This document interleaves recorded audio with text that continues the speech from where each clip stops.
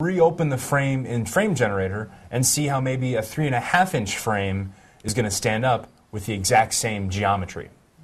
I'm sure it's a lot cheaper to use 3.5-inch if you can.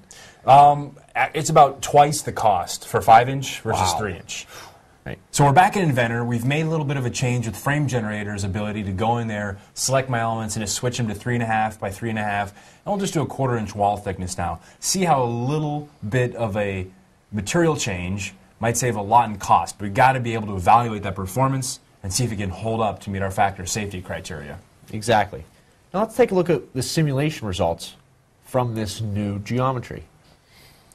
We get back into simulation, and we're just going to fast forward again to the results here, and we take a look at our factor of safety, right? So you see we have, again, this is the same plot, right, from 3 to 5.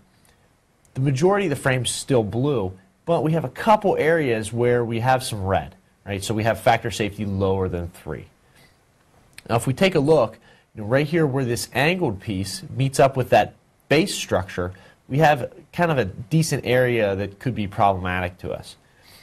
Why don't we go ahead and key in on that area for our next design change? And that's the cool thing to me being a designer and using simulation is that I may have 3 or 4 different ideas from my colleagues or in my own mind that I have, and being able to evaluate them and see which one works best, that to me is the most benefit that I'm ever going to see from simulation, besides making all these pretty pictures. Exactly. So what I'm going to do for this design change is actually throw in some vertical supports. You know, that should definitely alleviate the bending there and put more of it into compression in those vertical posts. Hit my mesh button, go over to simulation, generate mesh, solve it. Let's take a look at the results from this one. It's pretty much all blue. You notice there's tiny little red specks around the corners, but again, that's where we've assumed that there's no weld material. If we went ahead and added in weld material, we'd be able to fully evaluate that and see if it's going to be safe. But if we look, there is really one hot spot that we haven't talked about yet, and that is right where the gusset on the bottom meets up with the tube. Let's go ahead and zoom up on this thing and see exactly what's going on. And again, first of all, what we have to do whenever we see a hot spot is turn off the smoothing. Exactly. You know, smoothing to me assumes that what you're smoothing is good stuff underneath. Right. Right? Yeah. You're making a dip at a party, you're making a guacamole, you know, if you have a bad tomato in there, it's going to ruin the whole dip, but the whole thing smooths it out. Now, I don't know if that's a good analogy, but I find it so important to look at the elemental values. And what we see when we zoom up on this is that it indeed is just one single row of elements that are red, and then right next door are blue. Okay, that's going to tell you something right there. Oh, sure. You want to have a constant change. You want to have a smooth mosaic of color. Now, if we zoom in further, what you'll see is that if we look and rotate this around, what's actually happening is when this thing auto-meshed, it tied the round piece of the tube to the gusset with only one node. Right. We talked about how those edges, you know, this was going to be kind of a conservative view, right? Because those rounded off portions were not going to be in contact, so they wouldn't bond together.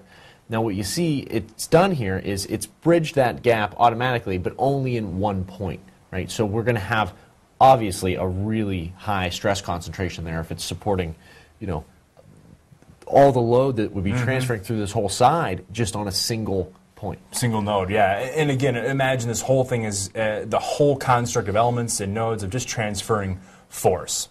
And you know, this is again another reason why we have to get up and intimate with our stress concentrations, because this thing is calling out max stress and pointing right to this location and calling out a pretty big number of 300,000 psi. So does that mean my whole design is crap because we're 10 times, you know, over where we want to be? No way. We just got to basically qualify all of our hot spots. And so again, looking at the elemental, and then we see, oh, okay, that mesh is bad. Now, is there anything we can do about this? I mean, at this point, we've used the auto mesher, right? Yes. Which is a good way to get an overall mesh on your geometry. Obviously, I don't even know how I would do it without that. But it's not going to be perfect. And in this case, it tried. It thought we wanted to bond, and it jumped the gap a little bit too much. Now, is there anything we can do to fix it once it's got to this point? Well, we're going to have to rerun it because we have to go back and modify the mesh so the forces don't transfer through there. And a couple things we want to do. I can think of 3 or 4 workarounds, first of which would be go back into Inventor and actually throw in weld geometry, fillet Sure. and groove weld. Now, that's kind of a lot of work.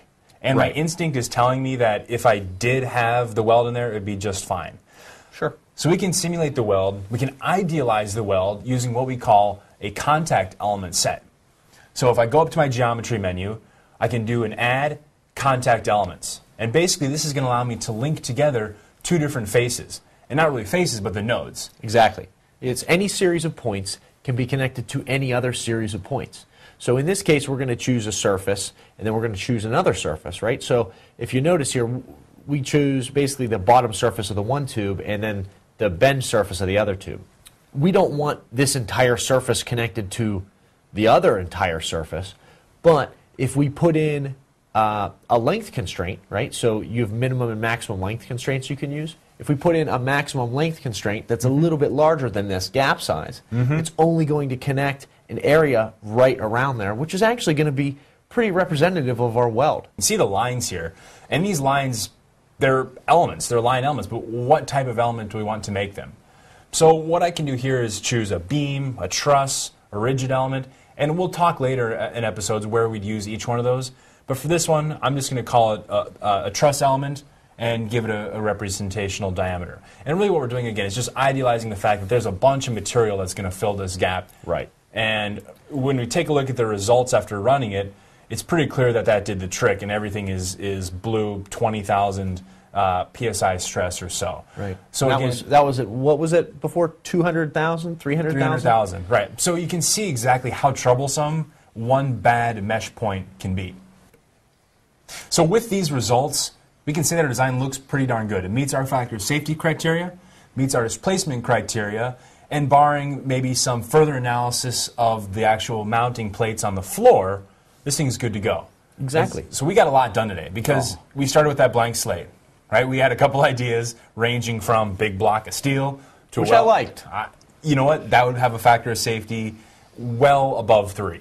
And that's the problem, is that, you know, even just doing structural steel frames, we did a pretty big range from over-designed with the 5-inch tube to a little bit under-designed with the 3.5-inch tube and not enough geometry.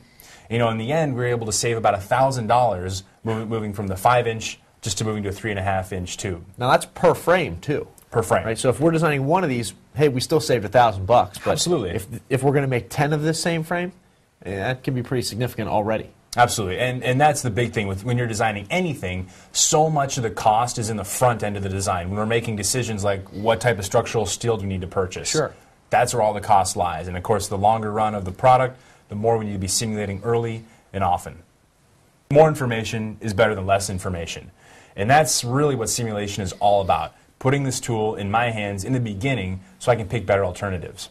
Yeah. In fact, we can actually automate some iteration of steel cross-sections using optimization. That sounds like a future episode. Oh, you bet it is. Awesome, because if we can make the computer do this work, heck, I'm out of here for the day. Well, I don't know about that. We'll see. So this is good. We saw today how we can show others our ideas, how we can simulate them, make sure that we're designing safe products, meeting criteria, but also saving money. Exactly. Now, we've only covered really one topic today, right? Statics. This was linear statics. Structural static testing. Right. And if we take a look at the robots moving, is this static? Are they just dumb weights sitting on the frame? Not really. So next time what we're going to look at is dynamic loading and how that differs from static and what we can expect in terms of amplification of the results and how that affects our decision to go with this current design. Yeah. Not to mention, is this design correct? Absolutely. It is for statics, but who knows? So until then, simulate early, simulate often. I'm Brian. I'm Dave May. See you guys later.